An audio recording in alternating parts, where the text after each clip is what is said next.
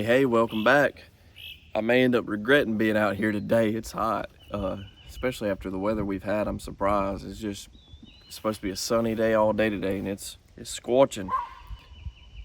It's a blazing. Hold on one second. All right, let's get right into it. So May 21st, 1 Kings, picking back up in 1 Kings 3, verse 16, Solomon judges wisely. Now 2 women who were harlots came to the king and stood before him, and one woman said, "O my lord, this woman and I dwell in the same house, and I gave birth while she was in the house. Then it happened the 3rd day after I had given birth that this woman also gave birth. And we were together, and no one was with us in the house except the 2 of us in the house. And this woman's son died in the night because she lay on him. So she arose in the middle of the night and took my son from my side while your maidservant slept, and laid him in her bosom, and laid her dead child in my bosom. And when I rose in the morning to nurse my son, there he was dead. But when I had examined him in the morning, indeed he was not my son whom I had born. Then the other woman said, No, but the living one is my son, and the dead one is your son." Thus they spoke before the king. And the king said, "The one says, This is my son who lives, and your son is the dead one. And the other says, No, but your son is the dead one, and my son is the living one." Then the king said, "Bring me a sword." So they brought a sword before the king, and the king said, "Divide the living child in 2, and give half to one and half to the other." Then the woman whose son was living spoke to the king, for she yearned with compassion for her son, and she said, "O my lord, give her the living child, and by no means kill him." But the other said, "Let him be neither mine nor yours, but divide him." So the king answered and said, "Give the first woman the living child, and by no means kill him. She is his mother." And all Israel heard of the judgment which the king had rendered, and they feared the king, for they saw that the wisdom of God was in him to administer justice. Now 1 Kings 5, preparations for building the temple. Now this is a shorter day, isn't it? Sorry, I'm just looking. It's going to be mostly details. Now Hiram, king of Tyre, sent his servants to Solomon because he heard that they had anointed him king in place of his fathers, for Hiram had always loved David. Then Solomon sent to Hiram, saying, "You know how my father David could not build a house for the name of the Lord his God because of the wars which were fought against him on every side, until the Lord put his foes under the soles of his feet. But now the Lord my God has given me rest on every side. There is neither adversary nor evil occurrence. And behold, I propose to build a house for the name of the Lord my God, as the Lord spoke to my father David, saying, Your son, whom I will set on your throne in your place, he shall build the house for my name. Now therefore command that they cut down cedars for me from Lebanon, and my servants will be with your servants, and I will pay you wages for your servants according to whatever you say. For you know that there is none among us who has skill to cut timber like the Sidonians." So it was when Hiram heard the words of Solomon that he rejoiced greatly and said, "Blessed be the Lord this day, for he has given David a wise son over this great people." Then Hiram sent to Solomon, saying, "I have considered the message which you sent me, and I will do all you desire concerning the cedar and cypress logs. My servants shall bring them." What in the world? Hold on one second. My servants shall bring them down from Lebanon to the sea. I will float them in rafts. Hopefully my phone don't get too hot. "I will float them in rafts by sea to the place you indicate to me, and will have them broken apart there. Then you can take them away, and you shall fulfill my desire by giving food for my household." Then Hiram gave Solomon cedar and cypress logs according to all his desire, and Solomon gave Hiram 20,000 cores of wheat as food for his household, and 20 cores of pressed oil. Thus Solomon gave to Hiram year by year. So the Lord gave Solomon wisdom as he had promised him, and there was peace between Hiram and Solomon, and the 2 of them made a treaty together. Then King Solomon raised up a labor force out of all Israel, and the labor force was 30,000 men, and he sent them to Lebanon, 10,000 a month in shifts. They were 1 month in Lebanon and 2 months at home.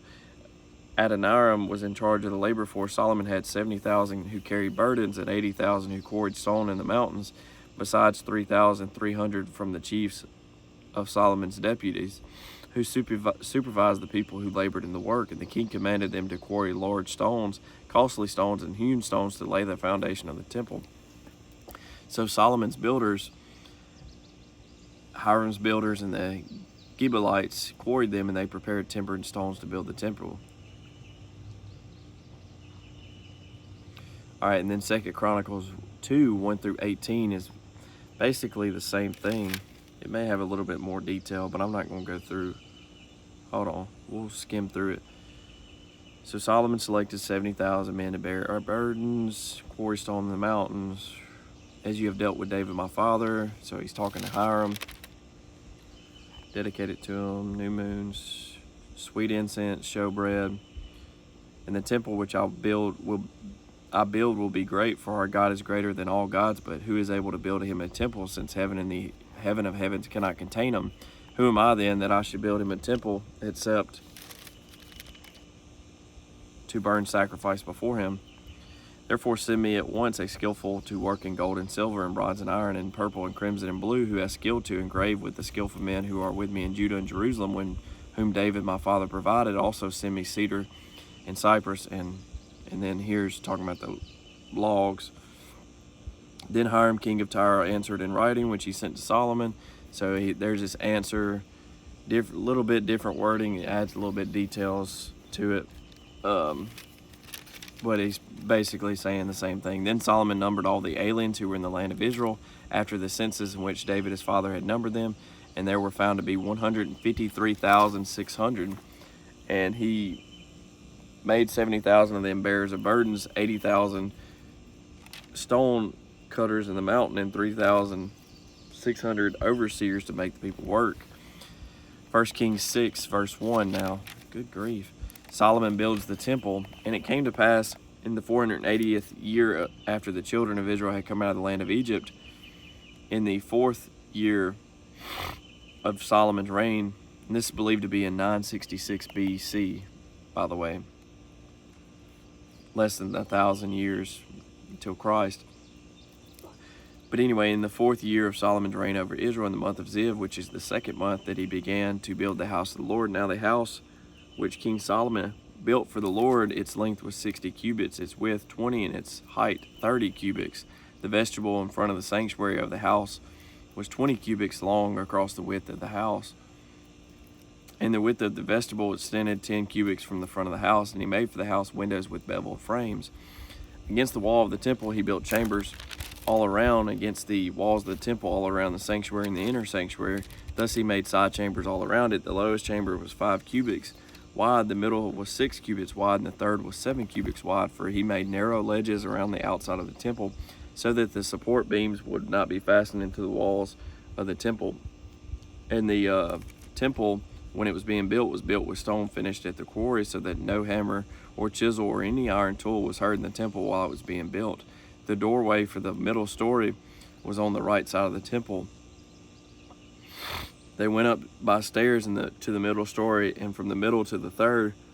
So he built the temple and finished it, and he paneled the temple with beams and boards of cedar, and he built side chambers against the entire temple, each 5 cubits high. They were attached to the temple with cedar beams. Then the word of the Lord came to Solomon, saying, concerning this temple which you are building, if you walk in my statutes, execute my judgments, keep all my commandments, and walk in them, then I will perform my word with you, which I spoke to your father David, and I will dwell among the children of Israel, and will not forsake my people Israel. And then 2 Chronicles 3, 1 through 14 is going back over this. I'm going to read this. And he made the most holy place. Its length was according to the width of the house, 20 cubits, and its width 20 cubits. He overlaid it with 600 talents of fine gold. The weight of the nails was 50 shekels of gold, and he overlaid the upper area with gold. In the most holy place he made 2 cherubim fashioned by carving, and overlaid them with gold. The wings of the cherubim were 20 cubits in overall length. One wing of the one cherub was 5 cubits touching the wall of the room, and the other wing was 5 cubits touching the wing of the other cherub. One wing of the other cherub was 5 cubits touching the wall of the room, and the other was also 5 cubits touching the wing of the other cherub. The wings of these cherubs spanned 20 cubits overall. They stood on their feet, and they faced inward. And he made the veil of blue, purple, crimson, and fine linen, and wove cherubim into it. Now the temple's interior, 1 Kings 6, picking up in verse 14. So Solomon built the temple and finished it, and he built the inside walls of the temple with cedar boards from the floor of the temple to the ceiling. He paneled the inside with wood, and he covered the floor of the temple with planks of cypress. Then he built the 20-cubit room at the rear of the temple from floor to ceiling with cedar boards. He built it inside as the inner sanctuary, as the most holy place. And in front of the temple, the temple sanctuary was 40 cubits long. The inside of the temple was cedar, carved with ornamental buds and open flowers. All was cedar. There was no stone to be seen. And he prepared the inner sanctuary inside the temple to set the ark of the covenant of the Lord there.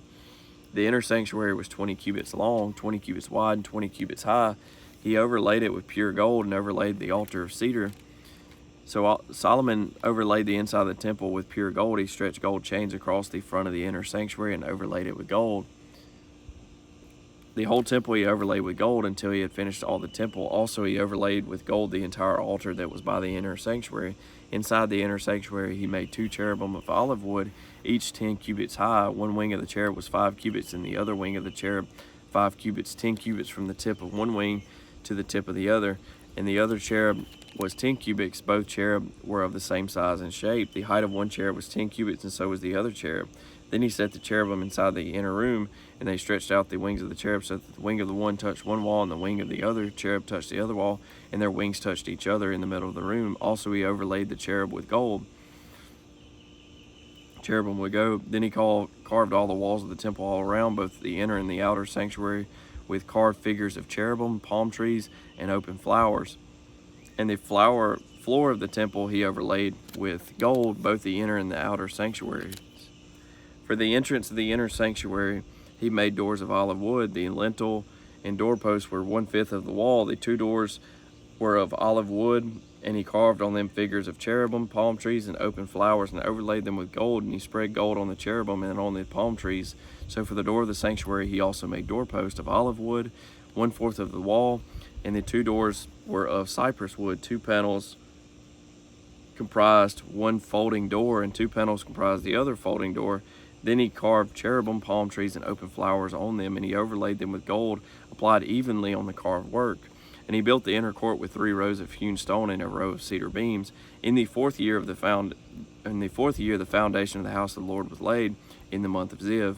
And in the 11th year, in the month of Bul, which is the 8th month, the house was finished in all its details and according to all its plans. So he was 7 years in building it. Oh, that's cool. It took 7 years in building it. All right. And that took a little longer going through those details than I thought. But anyway, I need to get in here, cook something to eat real quick. God bless. Hope you have a great day. Hopefully yesterday's video post here soon. I realized that it didn't even post through the night. I don't know why it does that. But anyway, all right, God bless. Y'all have a great day. Happy Wednesday, halfway there. Y'all take care.